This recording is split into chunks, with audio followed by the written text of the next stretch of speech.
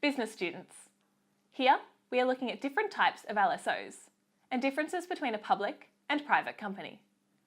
A 2-mark question, which asks you to distinguish between a public and private company, is common in this area of study. First of all, it's good to remind yourself that the use of the word distinguish tells you that you need to highlight the points of difference between public and private companies.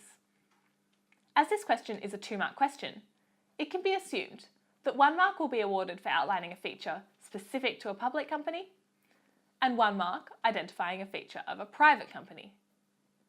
These 2 points, however, will only be awarded marks if they clearly emphasise a difference between the LSOs. If they are simply statements explaining each type, with no reference to their distinction, students may not be awarded any marks. Students could begin with an introductory statement before offering 2 key points of difference between public and private companies. These differences could include ownership, liability of owners, or shareholders. To ensure that students are able to clearly emphasise a distinction between their points, it is essential to include a comparative word or phrase. These can include however, in contrast to, or meanwhile.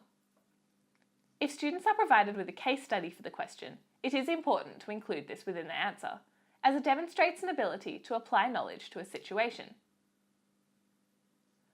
So to answer the question, you could say, whilst public and private companies both seek to achieve the same goal of gaining a profit, they do possess distinct differences. For example, a public company, like Telstra, has an unlimited number of shareholders who can purchase these on the Australian Stock Exchange, or the ASX. Meanwhile, a private company has a maximum number of 50 private shareholders. Shares for private companies are not listed on the ASX, and the selling or purchasing of shares must be considered and approved by either the board of directors or the other shareholders.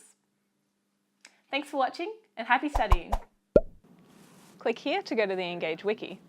Click here to go to the next video. Or, if you really want, you could just stare at this motivational poster.